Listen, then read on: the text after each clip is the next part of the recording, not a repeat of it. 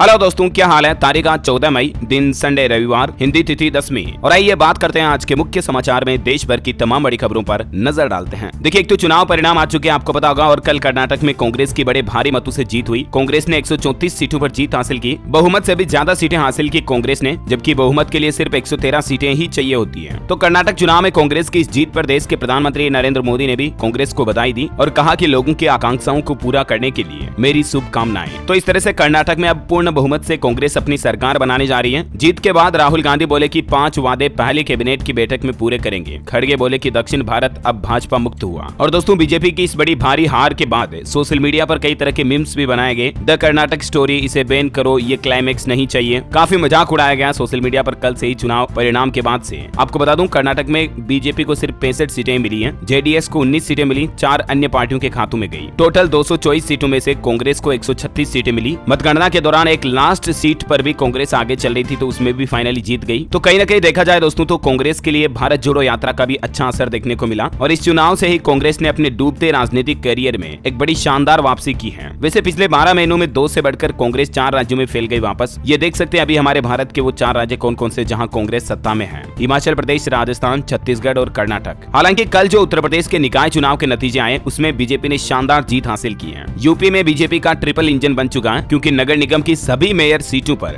भगवा फहराया है, यानी कि बीजेपी ने जीत हासिल की। प्रदेश की सभी 17 निगमों में भाजपा ने क्लीन स्वीप कर लिया। 6 मेयर सीट पर 1 लाख से ज्यादा अंतर से हराया। सपा बसपा तो बिल्कुल जीरो पर आउट हो गई। शाहजहांपुर को पहला मेयर भी मिला। और अब प्रदेश के शहर शहर में निकाय में भाजपा हो रही है। पहली बार उत्तर प्रदेश में मुख्यमंत्री योगी आदित्यनाथ ने इतना बड़ा इतिहास रच दिया। सभी 17 मेयर सीटों के साथ साथ स्वार और 96 पर भी बीजेपी का कब्जा हुआ। अच्छा, वहीं कल एक लोकसभा और 4 विधानसभा उपचुनाव के रिजल्ट भी आए, जिसमें देखिए आप पंजाब के जालंधर लोकसभा सीट पर आम आदमी पार्टी जीती। वहीं यूपी की दोनों सीटें भाजपा गठबंधन को मिली। तो वहीं ओडिशा में बीजेडी, मेघालय में यूपीडी की जीत हुई। ये देख सकते हैं आप 4 विधानसभा उपचुनाव के विजेता कौन कौन रहे, है ना। तो ये कुछ इलेक्शन और पॉलिटिक्स का माहौल चल रहा। अब अपन ज्यादा इस पर चर्चा नहीं करेंगे और सीधे आगे बढ़ते हैं दोस्तों आज की महत्वपूर्ण काम की खबरों की तरफ। देखिए, देश के बेरोजगार युवाओं के लिए बड़ी अच्छी खबर आ रही है कि इस साल 9 करोड़ नौकरियां पैदा करेगी टूरिज्म इंडस्ट्री। क्योंकि टूरिस्ट इंडस्ट्री के साथ साथ देश में मेडिकल, वेलनेस, आध्यात्मिक और एडवेंचर टूरिज्म सेगमेंट भी बढ़ रहा है। और हालिया ताजा रिपोर्ट में इस बात का पता चला कि देश की टूरिज्म इंडस्ट्री में इस साल 8 करोड़ 80 लाख नौकरियां पैदा होगी। और यहाँ तक कि सकल घरेलू उत्पादन यानी कि देश की जीडीपी में भी इस इंडस्ट्री का 11.48 लाख करोड़ रुपए यानी लगभग 5% का योगदान होगा। ये वाकई में बहुत ही अच्छी बात है देशवासियों के लिए। अच्छा, वैसे ऑटोमोबाइल सेक्टर के लिए भी अच्छी खुशखबरी आ रही है। अप्रैल में गाड़ियों की सेल 13% तक बढ़ी है ना। और वही देखिए बड़ी खबर, जियो सिनेमा ने आखिरकार सब्सक्रिप्शन प्लान लॉन्च कर ही दिया। 999 रुपए में साल भर आप जियो सिनेमा के कंटेंट का मजा ले पाएंगे। और एक प्लान के साथ आप एक साथ 4 डिवाइस पर कंटेंट देख सकेंगे। तो देखिए, मतलब एक बार लोगों को थोड़ा फ्री में आदत लगा करके फाइनली जियो सिनेमा ने भी अपना प्रीमियम सब्सक्रिप्शन लॉन्च कर दिया, दूसरे ओटीटी प्लेटफॉर्म की तरह, जैसे हॉटस्टार, अमेजॉन प्राइम, ये होते हैं ना, ऐसे ही। यानी अगली बार से तो अब आपको आईपीएल फ्री में देखने को बिल्कुल भी नहीं मिलेंगे। अच्छा, वहीं देखिए बड़ी खबर दोस्तों, केरल सरकार का बड़ा फैसला। अब सरकार ने डार्विन थ्योरी को स्कूलों में अनिवार्य कर दिया है। ईसाई और मुस्लिम ट्रस्ट के स्कूल विरोध में इस बात को लेकर बोले कि ये हमारे धर्म के खिलाफ है। दरअसल डार्विन ने साल 1859 में एक थ्योरी दी थी कि हमारे पूर्वज बंदर थे। वैसे उस जमाने में भी इनकी इस दी हुई थ्योरी पर काफी विरोध हुआ। अलग अलग धर्म से जुड़े लोगों ने उनके इस सिद्धांत का, इस थ्योरी का विरोध किया। लेकिन बड़े दुख की बात तो यह है दोस्तों कि अब 21वीं सदी चल रही है, वक्त कितना बदल चुका है, साइंस और टेक्नोलॉजी कितनी डेवलप हो चुकी है। इसके बावजूद कई लोग इस सच्चाई को स्वीकार करने के लिए तैयार नहीं है कि हमारे पूर्वज बंदर थे। तभी तो देखिए केरल सरकार ने जब सिलेबस में ये चीज जोड़ने का फैसला किया, तो सरकार के विरोध में धर्म से जुड़े कई लोग उतर आए और इसका विरोध कर रहे हैं। क्योंकि दोस्तों अलग अलग धर्मों से जुड़े लोगों का यह मानना है कि डार्विन थ्योरी जो है वो बाइबिल और कुरान के पवित्र ग्रंथों में बताई गई प्रजातियों की उत्पत्ति के विपरीत है, जो कि धरती पर ईश्वर की भूमिका को खारिज करता है। और इसलिए ईसाई और मुस्लिम समुदायों को बीजेपी आरएसएस के साथ होने का साझा कारण भी मिल रहा है। तो ये कुछ बातें चीजें हैं, चलते रहती है मैटर। कुल मिलाकर के जो अपडेट था मैंने आपको बता दिया। फिलहाल देखिए आप अगला अपडेट। देखिए, कुश्ती संघ के सभी पदाधिकारियों पर प्रतिबंध लगा दिया गया। भारतीय ओलंपिक एसोसिएशन ने अकाउंट्स और दस्तावेज मंगाए। 45 दिन में अब चुनाव होंगे। आपको पता होगा कुश्ती से जुड़े पहलवानों और ब्रिजभूषण का काफी समय से ये जो मामला चल रहा है, तो इसके बाद अब IOA यानी कि भारतीय ओलंपिक संघ ने ये बड़ा फैसला लिया है और इन सभी पदाधिकारियों पर प्रतिबंध लगा दिया है। अच्छा, बड़ी खबर देखिए दोस्तों, अब इस राज्य में जमकर छलकेगी बियर, क्योंकि सरकारी दफ्तरों में कर्मचारी भी पी सकेंगे शराब। दरअसल हाल ही में हरियाणा की खट्टर सरकार ने अपने राज्य की शराब की आबकारी नीति में बदलाव किया है और नई नीति के तहत सूबे की सरकार ने ऑफिस को शराब परोसने की छूट दे दी है। इसके तहत अब ऑफिस में कर्मचारी शराब पी सकेंगे। हालांकि ये छूट सिर्फ उन ड्रिंक्स के लिए होगी जिनमें अल्कोहल का लेवल कम होता है। ये नए नियम अगले महीने 12 जून से लागू होंगे। अब इसमें क्या कुछ प्रावधान रखे गए, कुछ जानकारी आप देख सकते हैं। कुल मिलाकर के ये हैं कि अब सरकारी ऑफिस में भी कम अल्कोहल वाली कोल्ड ड्रिंक्स वगैरह जो आती है ना, जैसे कुछ फ्रूट बियर वगैरह हो गई, ये परोसी जा सकेगी, है ना। और वहीं देखिए बड़ी खबर, सुप्रीम कोर्ट में अब 24 घंटे में दाखिल हो सकेंगे मामले।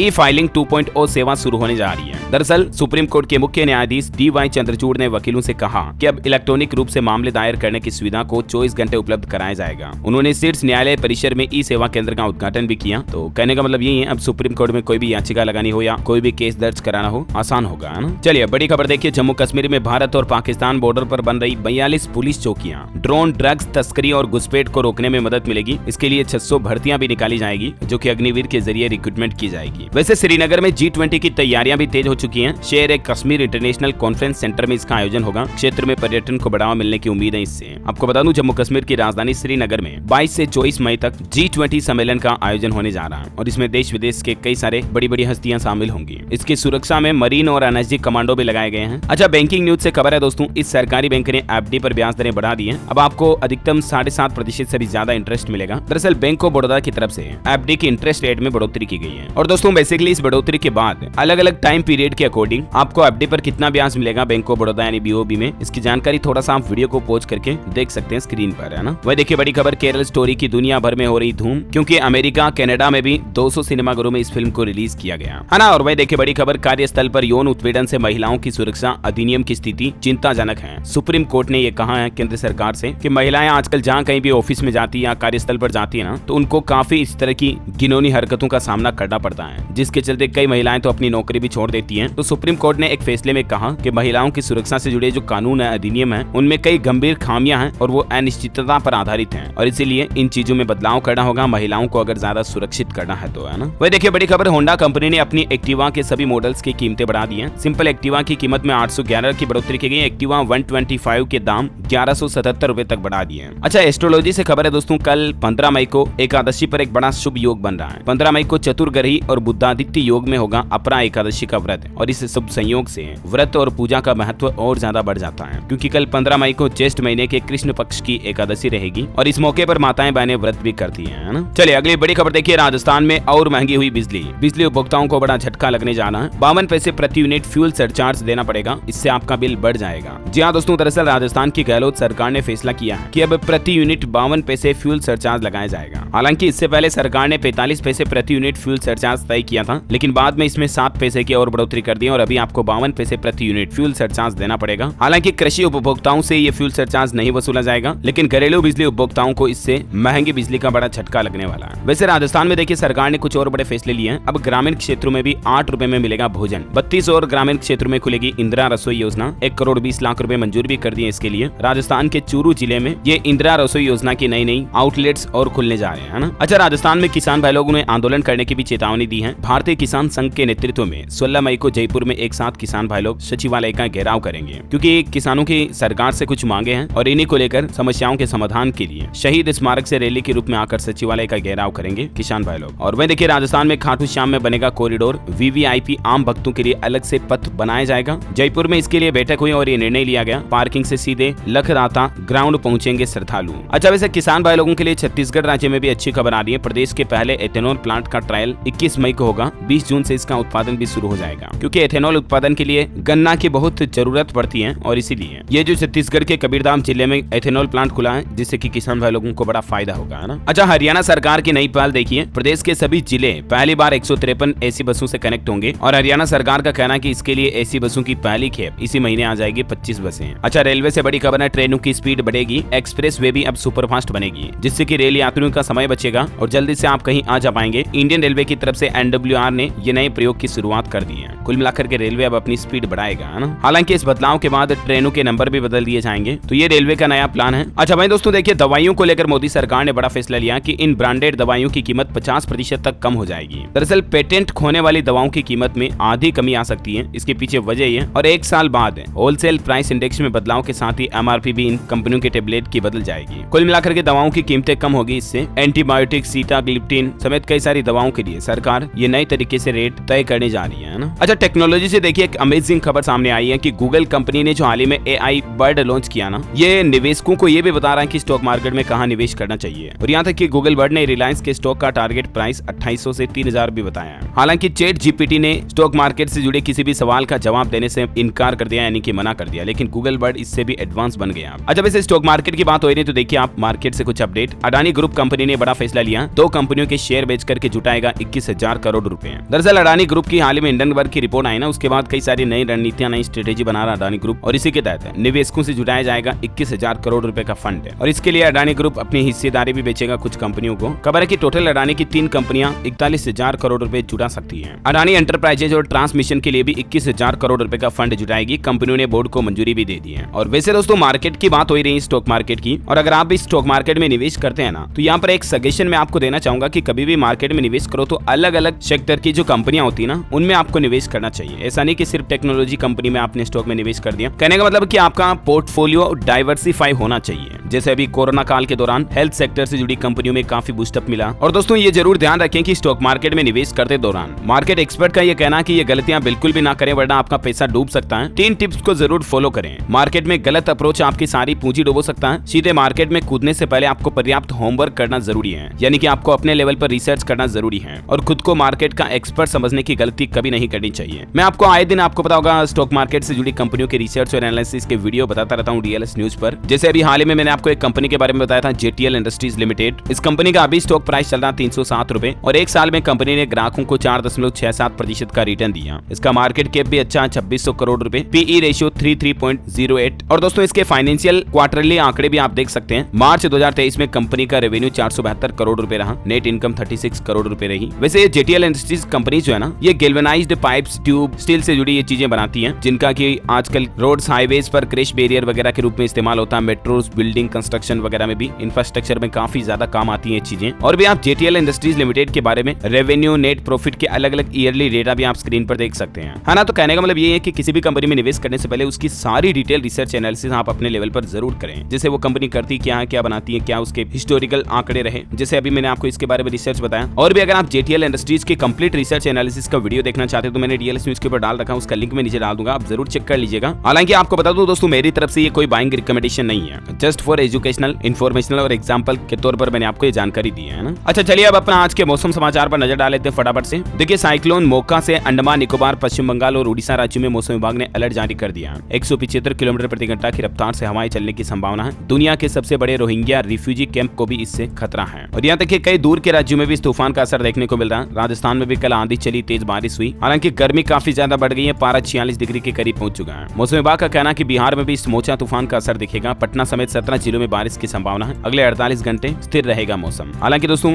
गर्मी काफी ज्यादा पड़ने लग गई है, लू चल रही है, तापमान देश के ज्यादातर राज्यों का 40 डिग्री के पार है। हेल्थ एक्सपर्ट का कहना है कि अलर्ट रहे, लापरवाही आपकी जान पर भारी पड़ सकती है। मध्य प्रदेश में देखिए 46 डिग्री के पार चल रहा पारा। खरगोन देश का सबसे गर्म शहर भी रहा। स्काईमेट वेदर की रिपोर्ट की माने दोस्तों तो अगले 24 घंटों के दौरान अंडमान निकोबार में हल्की मध्यम बारिश हो सकती है। इसके अलावा दक्षिण कर्नाटक, केरल, आंध्र प्रदेश, तमिलनाडु, लक्षद्वीप वगैरह में भी बारिश की संभावना है ना। और वही दोस्तों आज के कोरोना आंकड़ों की बात करें तो भारत में पिछले 24 घंटों के दौरान 1223 नए मामले आए। सक्रिय मामलों की संख्या 16,498 चल रही है। उत्तर प्रदेश में 63 नए मामले सामने आए। छत्तीसगढ़ में 58 नए मरीज मिले, है ना। चलिए कोरोना के बाद कुछ एजुकेशनल खबरें देख लेते हैं। देखिए वैसे छत्तीसगढ़ में एंट्रेंस एग्जाम की तारीखों का ऐलान हो चुका है। 17 जून को प्री बीएड और प्री डीएलएड की परीक्षाएं होगी। नर्सिंग कोर्सेज की परीक्षा 24 जून को होगी। अच्छा मैं देखिए स्टूडेंट छात्र छात्राओं के लिए एक और अच्छी खबर है। आईसीएसई आईएससी के रिजल्ट आज जारी कर दिए जाएंगे। इस पोर्टल पर आप चेक कर सकते हैं 10वीं और 12वीं की परीक्षा के नतीजे आज 14 मई को दोपहर 3 बजे आईसीएसई की ऑफिशियल पोर्टल पर जारी कर दिए जाएंगे, ठीक है ना। वही देखिए राजस्थान में एएनएम के पदों पर वैकेंसी निकली हुई है। 40 साल तक की उम्र के उम्मीदवार इसके लिए अप्लाई कर सकते हैं। 32,300 रुपए तक इसमें सैलरी मिलेगी और मेरिट के आधार पर सिलेक्शन प्रोसेस रहेगी। टोटल 3,736 पदों पर वैकेंसी निकली हुई है। 18 जून तक आप ऑफिशियल पोर्टल पर जाकर के ऑनलाइन अप्लाई कर सकते हैं, ठीक है ना। चलिए एजुकेशन के बाद कुछ और महत्वपूर्ण खबरें देख लेते हैं फटाफट से। देखिए दोस्तों अगर आप भी हवाई सफर करते हो तो ध्यान रखिएगा, कभी भी एयर होस्टेस के साथ बदतमीजी ना करें, वरना देखिए आप ये एक ऐसा ही वाकया क्रू मेंबर्स के साथ बदतमीजी करने वाले एक पैसेंजर पर 2 साल तक के लिए बैन लगा दिया, यानी कि वो अब फ्लाइट में सफर नहीं कर पाएगा। टीजीसीए ने इस मामले में उस शख्स को नो फ्लाइंग लिस्ट में डालने की रिक्वेस्ट भी की है ना। और वह देखिए बड़ी खबर, भारत को शीर्ष 3 अर्थव्यवस्था में देखना सरकार का लक्ष्य है। जापान और जर्मनी से ज्यादा पीछे अभी नहीं है हमारा इंडिया, और जल्द ही सरकार का ध्यान अपनी नीतियों को बेहतर करके भारत के इकोनॉमी यानी अर्थव्यवस्था को बढ़ावा देना है। अभी एप्पल, सैमसंग, सिस्को जैसी कंपनियां भी भारत आ रही तो ये अच्छी बात है। वही देखिए कल 15 मई को लॉन्च होगा Oppo F23 Pro 5G smartphone. इसकी कीमत 24,999 से शुरू है। फीचर्स की डिटेल आप देख सकते हैं। अच्छा खेल समाचार पर खबर है दोस्तों, दिल्ली प्लेऑफ से बाहर हुई, पंजाब ने 31 रन से हराया, तो वहीं प्रभ सिमरन ने जमाया करियर का पहला शतक भी। अच्छा बॉलीवुड से खबर है दोस्तों, सलमान खान ने कोलकाता के लाइव शो में परफॉर्म परफॉर्म किया, तस्वीरें आप देख सकते हैं। और इसके बाद वो पश्चिम बंगाल के मुख्यमंत्री ममता बनर्जी से भी मिले, उन्होंने सोल ओढ़ा करके सलमान खान का स्वागत भी किया। अच्छा, अगर आप भी रेल यात्रा करते रहते दोस्तों तो आपके लिए अच्छी खबर है। IRCTC ने हाल ही में आपको पता होगा बाय नाउ पे लेटर की सुविधा शुरू की है, जिसमें आप टिकट अभी बुक कर सकते हैं, पैसा आपको बाद में देना है। IRCTC ने इस बात की जानकारी दी कि रेलवे ऐप में अब पेटीएम पोस्टपेड सर्विस को इनेबल कर दिया गया है और इसके तहत आप इस सुविधा का फायदा ले सकते हैं। इसके लिए क्या कुछ स्टेप्स हैं, सिंपल स्टेप्स आप स्क्रीन पर देख सकते हैं, है ना। चलिए अगली खबर है पशुपालकों के लिए बड़ी खुशखबरी। देखिए आप, अब गाय के साथ दुधारू भैंस का भी इंश्योरेंस होगा और भैंस का इंश्योरेंस प्रीमियम भी सरकार भरेगी। दरअसल राजस्थान सरकार की जो मुख्यमंत्री कामधेनु पशु बीमा योजना है ना, जिसके तहत दुधारू पशु 40,000 रुपए तक का बीमा फ्री होने से पशुपालकों पर अब किसी तरह का आर्थिक भार नहीं पड़ रहा। तो गाय के साथ साथ अब इस योजना का फायदा किसान भाई लोग भैंस के लिए भी ले पाएंगे, है ना। वह देखिए तेलंगाना सरकार ने ज्वार की फसल समर्थन मूल्य पर खरीदने के प्रबंध किए हैं, यानी कि अब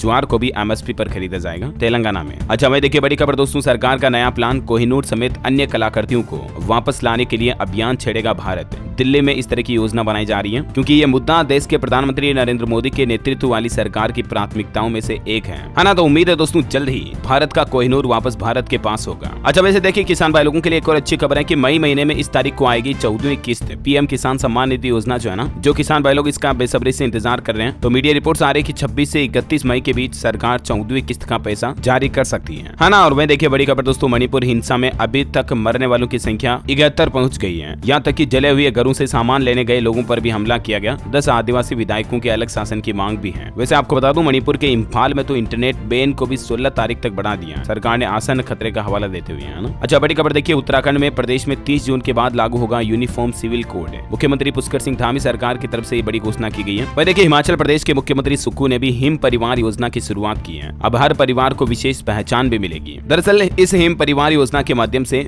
विशिष्ट पहचान वाले परिवार के राशन कार्ड, परिवार रजिस्टर, विद्युत, पेयजल जैसी आवश्यक सुविधाओं की जानकारी अब लोगों को एक क्लिक पर उपलब्ध होगी। इसके लिए सरकार पोर्टल भी बनाने जा रही है। वह देखिए दोस्तों, अमेरिका के राज्य कैलिफोर्निया में जातिगत भेदभाव पर बैन करने के लिए कानून पास हो चुका है और ऐसा करने वाला पहला अमेरिकी राज्य बन चुका है कैलिफोर्निया। अच्छा, अमेजॉन और फ्लिपकार्ट जैसी कंपनियां अब ये प्रोडक्ट नहीं बेच पाएगी। सरकार की तरफ से हाल ही में आदेश जारी किया गया। ई कॉमर्स कंपनियों पर अब जो सीट बेल्ट क्लिप आता है, जिसे लगाने के बाद सीट बेल्ट का अलार्म बीप बजना बंद हो जाता है, तो इस तरह के प्रोडक्ट नहीं बेच पाएंगी ये कंपनियां। Ministry of road transport and highways द्वारा इन सभी ई कॉमर्स कंपनियों के लिए नोटिस भी जारी कर दिया, है ना। और मैं देखिए बड़ी खबर, दिल्ली से देवभूमि उत्तराखंड के लिए चलेगी वंदे भारत ट्रेन। इसका रूट क्या होगा, किराया और टाइमिंग की बात करें तो खबरों के मुताबिक देश में फिलहाल 15 वंदे भारत ट्रेनें चल रही है और जल्द ही अब इस रूट पर एक और नई वंदे भारत ट्रेन चलना भी शुरू हो जाएगी, 16वीं, जिससे कि दिल्ली देहरादून वंदे भारत का सफर मात्र 5 घंटे में पूरा होगा। इसके अलावा झारखंड, रांची, बिहार, पटना रूट पर भी वंदे भारत ट्रेन चलेगी। वह देखिए बड़ी खबर, कीरतपुर मनाली 4 लेन इसी महीने शुरू होगा। चंडीगढ़ से नेर चौक तक 18 मई से खुल जाएगा हाईवे। 237 किलोमीटर से घटकर सफर 190 किलोमीटर का ही होगा। अच्छा, रेलवे से खबर है दोस्तों, मुजफ्फरपुर समेत उत्तर बिहार से गुजरने वाली 4 ट्रेनें रद्द रहेगी। कई ट्रेन पूर्ण निर्धारित कर चलाई जाएगी। नॉन इंटरलॉकिंग का काम चल रहा है और इसी के चलते कुछ ट्रेनें कैंसिल रहेगी, है ना। अच्छा, एनसीबी और नौसेना का बड़ा एक्शन देखिए, केरल तट से 12,000 करोड़ रुपए का मेथाम्फेटामाइन जब्त किया गया। ये एक बहुत ही खतरनाक केमिकल जिसे आप कह सकते हैं, जो नशा वगैरह में इस्तेमाल होता है। अच्छा, मैं देखिए उज्जैन में महाकालेश्वर के श्रद्धालुओं को बड़ा तोहफा मिलने जा रहा। अब ई बाइक किराए पर लेकर के आप शहर का सैर सपाटा देख पाएंगे, है ना। और वह देखिए बड़ी खबर, पाकिस्तान ने 198 भारतीय मछुआरों को रिहा किया। 300 और कैदियों को जेल से छोड़े जाने की तैयारी चल रही है ना। और इसी के साथ ही आप मुझे कमेंट करके बताइए दोस्तों कि